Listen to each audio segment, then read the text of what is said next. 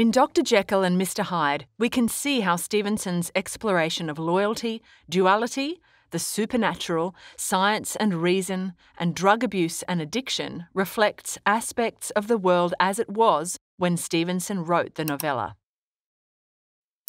Before we dive into the fascinating world of Victorian England, let's get to know our author. Born in 1850 in Edinburgh, Scotland, Robert Louis Stevenson was the only child of well-to-do, middle-class parents. They lived in an elegant Georgian townhouse in Heriot Row, a prestigious street in Edinburgh. His father, Thomas, was a renowned lighthouse engineer, while his mother, Margaret, descended from the Scottish gentry. Unfortunately, Stevenson inherited his mother's weak chest and was prone to bad coughs and chronic infections. This meant he had to spend a lot of time cooped up at home as a child. He missed out on years of formal schooling, and his best friend was his nurse, Alison Cunningham, or Cummy. As a result, the house in Heriot Row became little Stevenson's whole world. To cope with the constant illness and confinement, he activated his imagination with lots of help from Cummy. Once he'd devoured all the stories she could tell, he began inventing his own. As a young man, Stevenson was expected to follow the family tradition and become a lighthouse designer. Once he got to the University of Edinburgh, though, he realised that engineering really wasn't his thing. So he compromised with his dad and studied law instead. Spoiler alert, Stevenson had no intention of being a lawyer either. In fact, he was a bit of a rebel and enjoyed a bohemian lifestyle as a young man. Throughout his 20s, Stevenson travelled a lot, wrote a bit, and formed strong friendships. Having spent a lonely, sickly childhood, Stevenson was way more interested in socialising than studying or working. Stevenson was the kind of person who formed intense and lasting friendships. During his uni days, he was part of a tight crew that included his cousin Bob, Charles Baxter, Walter Ferrier, and Walter Simpson. Together, these scallywags would go out and make mischief in the bars and brothels of Edinburgh. In Dr. Jekyll and Mr. Hyde, we see a similar bond shared by Dr. Henry Jekyll, Gabriel Utterson, and Dr. Hasty Lanyon. Utterson and Lanyon are old mates both at school and college, and are the two oldest friends that Henry Jekyll has. Much value is placed on these friendships in the story, and Utterson supports his old mates to the bitter end. In fact, he risks his own neck to try and save Dr. Jekyll from the murderous Mr. Hyde. At the novel's climax, Utterson arms himself with a poker and busts into Jekyll's office with brute force. Would you do that for a mate? The character of Utterson shares many traits with Stevenson's close friend, Charles Baxter. He became Stevenson's lawyer, steering him through all his tricky personal and financial affairs. Like Utterson, Baxter was also the executor of Stevenson's will. Eventually, we all need a good lawyer to call on. One of Stevenson's stickier personal affairs was his love for a married woman. In 1876, 26-year-old Stevenson fell for 36-year-old Fanny Osborne, an American mother of 3. When Fanny returned to the US in 1878, the heartbroken Stevenson rebelled against his parents and went after her. He arrived in California in 1879, seriously ill and penniless. But he still managed to reunite with Fanny, who was divorced by then, and married her in 1880. Talk about a whirlwind romance. If Stevenson seems a bit impulsive and irrational, that's because he often was.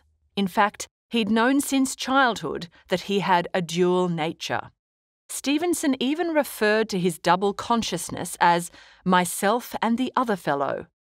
The person he referred to as myself was his everyday, rational self. while the other fellow was his wild, unpredictable, and highly creative side. The theme of duality is unmissable in Dr. Jekyll and Mr. Hyde. Like Stevenson, Jekyll has two sides that are in dead earnest and believes that man is not truly one, but truly two. But it's not just Dr. Jekyll's double life that unnerves us, it's the duality of society itself. Victorian London is the setting for the story, or where the action takes place, and it's a city of shocking contrasts. Remember, a contrast occurs when two things are shown to be very different to each other. In the novella, affluent, tree-lined neighbourhoods coexist with cramped, squalid slums. Even Dr. Jekyll's house in Leicester Square, with its great air of wealth and comfort, has a sordid back entry used by Mr. Hyde. It's a timeless reminder that people and places can seem perfectly respectable while harbouring black secrets. Doppelgangers, evil twins, and alter egos are common motifs or recurring ideas in Gothic horror stories. This kind of character doubling is an elegant way for writers to explore our competing inner forces. Mary Shelley, Edgar Allan Poe, and Charlotte Bronte all famously explored the doppelganger trope, but it was Stevenson who perfected it. Another cool Gothic trope that Stevenson employs is the supernatural transformation. But this isn't your standard Victorian creature feature. Dr. Jekyll takes the form of another person in a way that defies rational explanation. His process of mixing the drug that transforms him is only vaguely scientific. The details of its creation are expressly omitted from his final confession, but he says its origins are mystic and transcendental. In other words, Dr. Jekyll dabbles with the mysteries of creation, which is meant to be a no-go for mere mortals. As a result, Jekyll experiences a total physical change, complete with racking pangs, a grinding in the bones, deadly nausea, and a horror of the spirit that cannot be exceeded at the hour of birth or death. Yikes! How did people react to this horror show? The truth is, they loved it. Victorians were voracious readers of shilling shockers.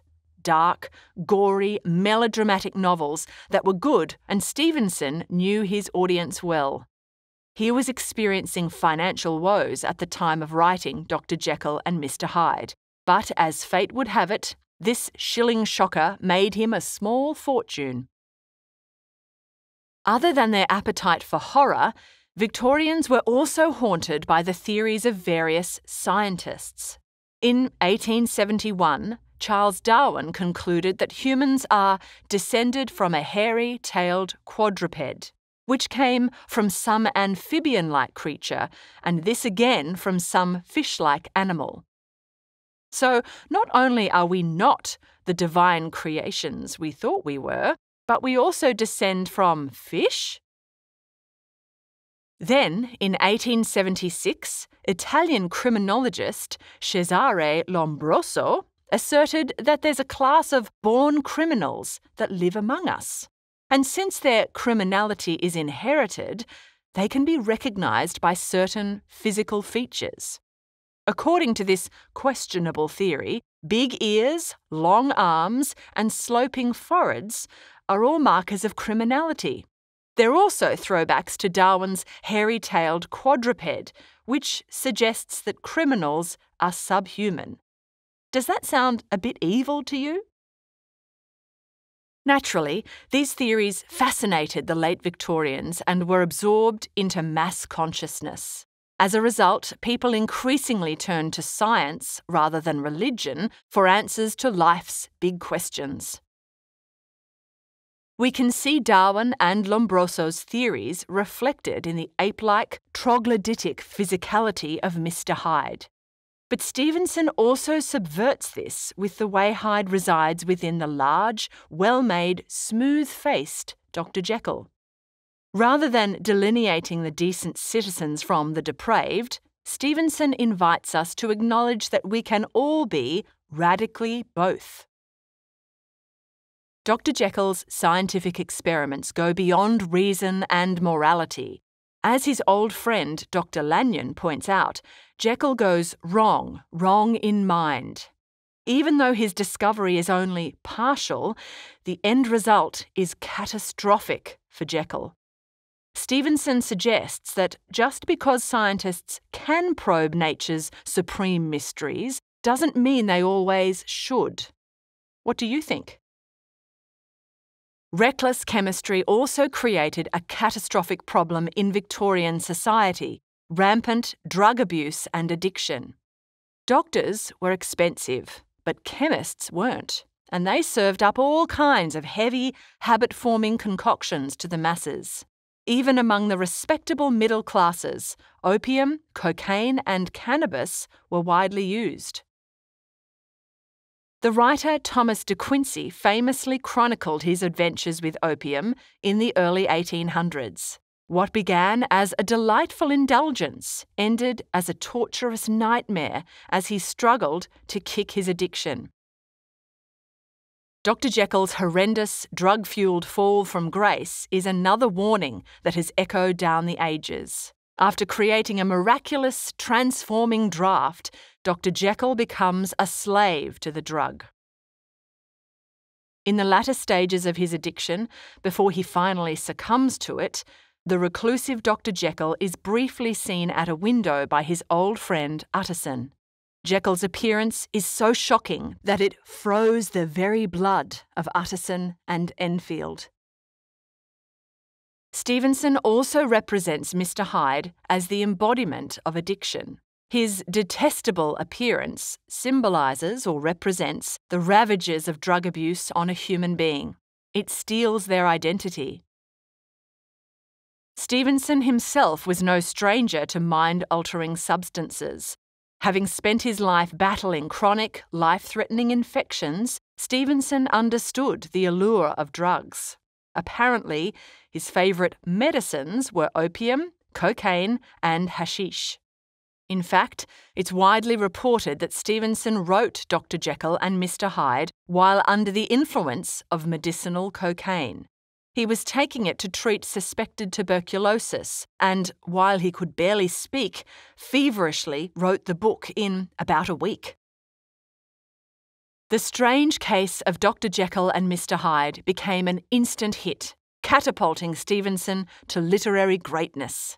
In fact, people were so captivated by his portrayal of duality and duplicity that everyone was a suspect when Jack the Ripper started terrorising London. Well done, team. In this lesson, we've linked aspects of Stevenson's context to his portrayal of loyalty, duality, the supernatural, science and reason, and drug abuse and addiction in The Strange Case of Dr. Jekyll and Mr. Hyde.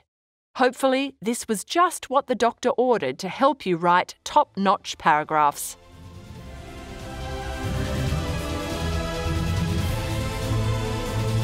We hope you enjoyed this Schooling Online production.